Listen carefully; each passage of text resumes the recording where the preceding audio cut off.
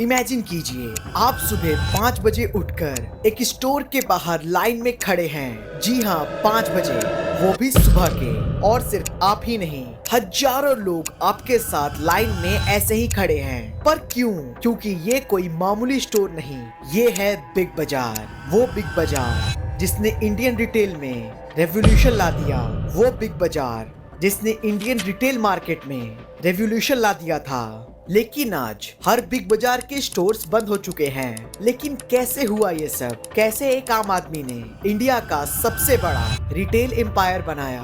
और फिर कैसे सब कुछ हाथ से फिसल गया? ये है किशोर बियानी और बिग बाजार की कहानी।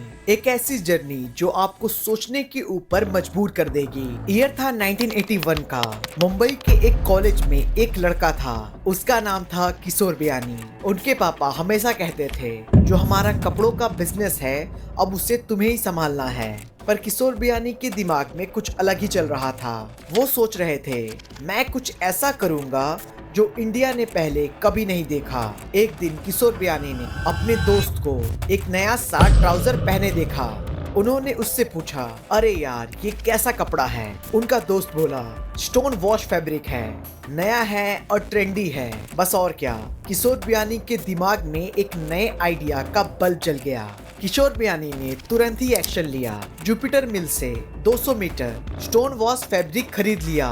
फिर क्या, गली गली मोहल्ले मोहल्ले घूमकर गारमेंट मैन्युफैक्चरर को बेचने लगे। लोग कहते थे, अरे किशोर ये क्या कर रहा है? पापा का बिजनेस छोड़कर कपड़े बेच रहा है। लेकिन इससे किशोर बियानी को कोई भी फर्क नहीं पड़ा और सिर्फ 6 महीनों में ही लाखों का बिजनेस खड़ा कर दिया।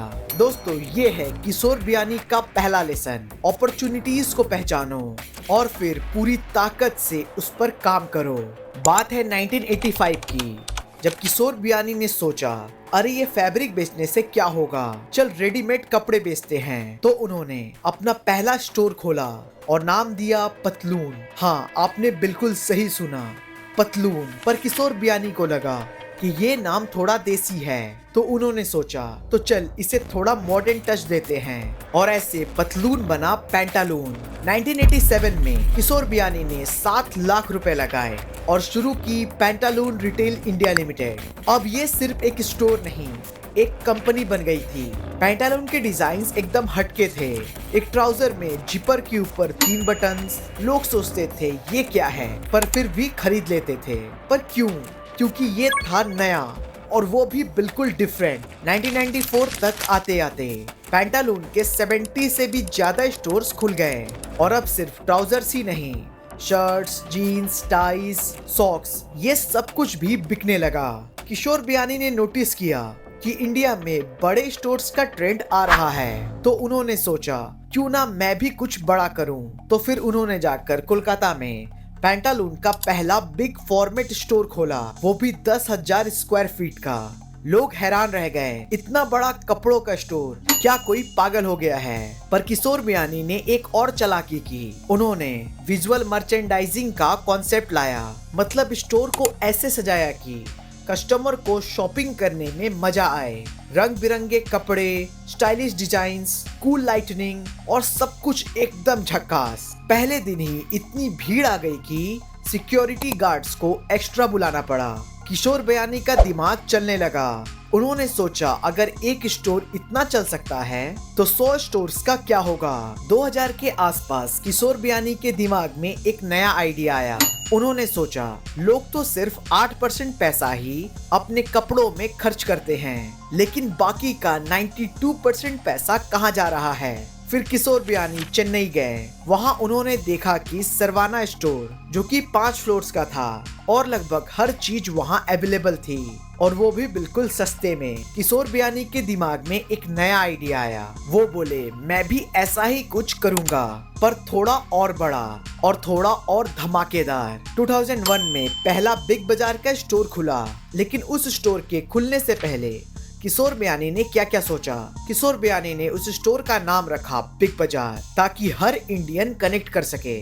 स्टोर को ऐसे डिजाइन किया गया कि ऐसा लगे जैसे आप लोकल मार्केट में घूम रहे हो। सेल्समैन को सिंपल कपड़े पहनाए गए ताकि आम आदमी कंफर्टेबल फील करे। हर चीज को सस्ता रखा गया पर क्वालिटी को टॉप नॉच। और क्या था, बिग बाजार ने तो धमाल मचा दिया। पहले दिन ही बिग बाजार ने 9 लाख रुपए की सेल की। लोग सुबह 5 बजे लाइन में लगते थे और शॉपिंग करते थे। एक बार तो एक दिन में बिग बाजार में 30 करोड़ रुपए से भी ज्यादा की सेल हुई। किशोर बियानी अब यही रुकने वालों में से नहीं थे। उन्होंने नोटिस किया कि मॉल में लोग सिर्फ 4-5 दुकानें ही जाते हैं। उनको लगा क्यों ना एक ऐसा मॉल बनाया जाए जहां सब कुछ एक ही जगह हो। 2004 में बेंगलोर में उन्होंने एक सेंट्रल मॉल खोला, वो भी 1,20,000 स्क्वायर फीट का मॉल, जिसमें 300 से भी ज्यादा ब्रांड्स थे। और वहां पर कपड़े, जूते, एक्सेसरीज, इन सब के साथ साथ रेस्टोरेंट, पब्स, एंटरटेनमेंट, सब कुछ एक ही जगह पर था। सेंट्रल मॉल जल्द ही बेंगलोर का हॉटस्पॉट बन गया। लोग कहते शॉपिंग करना हो या फिर टाइम पास करना, चलो सेंट्रल मॉल। 2006 में किशोर बियानी ने फ्यूचर ग्रुप बनाई। अब उनके पास था पैंटालून्स, बिग बाजार, सेंट्रल और बहुत कुछ। और उनका रेवेन्यू था थाउजेंड्स ऑफ करोर्स। मीडिया ने किशोर बियानी को नाम दिया और वो था इंडिया का सैम वॉल्टन। और किशोर बियानी बन गए थे इंडिया के रिटेल किंग। पर कहानी यहाँ खत्म नहीं होती। अब आता है ट्विस्ट। किशोर बियानी के दिमाग में एक नया आइडिया आया कि मैं हर बिजनेस में घुस जाऊंगा, और उन्होंने इसे शुरू भी किया। उन्होंने मोटे लोगों के लिए कपड़े बनाए क्योंकि इंडिया में सभी साइजेस के लोग रहते हैं। फिर उन्होंने बनाया गोल्ड बाजार क्योंकि इंडिया को सोने की चीज काफी पसंद है। फिर उन्होंने बनाया होम टाउन, घर सजाने का सामान, क्योंकि घर को तो सजाना ही पड़ता है। फिर उन्होंने खोला समोसा, चाय और समोसे की दुकान, क्योंकि चाय पे चर्चा तो होनी ही चाहिए। आइडियाज अच्छे थे पर इसके लिए पैसे कहाँ से आएंगे, तो उन्होंने लिया लोन पे लोन, लोन पे लोन और लोन पे लोन। 2008 में आया ग्लोबल फाइनेंशियल क्राइसिस, जिससे पूरी दुनिया हिल गई और फ्यूचर ग्रुप भी इससे नहीं बच सका। उनकी सेल्स गिर गईं। किशोर बियानी को और लोन लेना पड़ा। 2012 तक उनपे 12,000 करोड़ रुपए का कर्जा था। उसके बाद आता है अमेज़न और फ्लिपकार्ट। जैसे सनी देओल ने अमरीश पुरी को चैलेंज किया था, वैसे ही इन ऑनलाइन जाइंट्स ने किशोर बियानी को चैलेंज किया। किशोर बियानी ने भी ट्राई किया बिग बाजार डायरेक्ट से ऑनलाइन मार्केट में आने का, पर तब तक बहुत देर हो चुकी थी। लोग अब घर बैठे ही शॉपिंग करने लगे थे। फिर किशोर बियानी ने सोचा चलो लोकल किराने स्टोर से ही कॉम्पीट करते हैं। उसके बाद उन्होंने शुरू की इजी डे चेन, पर ये भी फ्लॉप हो गई। लोकल वाले तो फ्री में डिस्काउंट देते थे, इधर 1,000 रुपए का मेंबरशिप लेना पड़ता था। किराने वाले अंकल से उधार मिल जाता है और इजी डे में कार्ड लगाना पड़ता था। किराने स्टोर का खर्चा कम था और इजी डे का ज्यादा।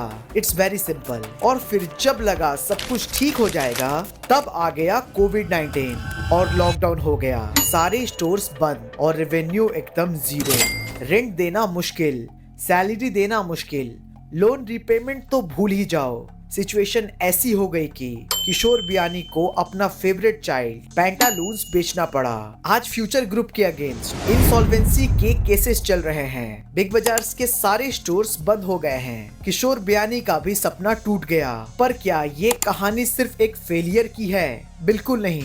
ये कहानी है एक ऐसे इंसान की जिसने हिम्मत करके अपने सपने को जीने की कोशिश की। तो दोस्तों, आपने इस कहानी से क्या सीखा? सपने देखना जरूरी है, पर उन्हें सोच समझकर ही पूरा करो। दूसरा लेसन, एक्सपेंशन अच्छा है पर अपना कंट्रोल नहीं खोना चाहिए। लेसन नंबर 3, मार्केट कभी भी पलट सकता है, इसलिए हमेशा तैयार रहो। लोकल बिजनेसेस की ताकत को कभी नहीं भूलना चाहिए। डेप्थ is like a fire, it can cook your food but it can also burn your house down. Kishore Biyani ने रिटेल में रिवॉल्यूशन लाया। उन्होंने दिखाया कि इंडिया में भी वर्ल्ड क्लास शॉपिंग एक्सपीरियंस हो सकती है। शायद वो फेल हो गए, पर उन्होंने मिलियंस ऑफ इंडियंस को एक नया शॉपिंग एक्सपीरियंस दिया। दोस्तों, ये थी किशोर बियानी और बिग बाजार की कहानी। एक इंसान जो इंडिया का वॉलमार्ट बनाना चाहता था, पर कुछ सर्कमस्टांसेस ने कुछ और ही प्लान कर रखा था। दोस्तों अगर आपको ये वीडियो पसंद आई हो तो इस वीडियो को प्लीज लाइक और शेयर करें और चैनल को सब्सक्राइब करना मत भूलिएगा। दोस्तों आपका बिग बाजार के ऊपर क्या कहना है हमें कमेंट बॉक्स में जरूर बताएं। और क्या आपको लगता है कि सुर बयानी दोबारा वापसी कर सकते हैं? तो आज के लिए बस इतना ही, तो मिलते हैं फिर नेक्स्ट वीडियो में। Thank you for watching this video.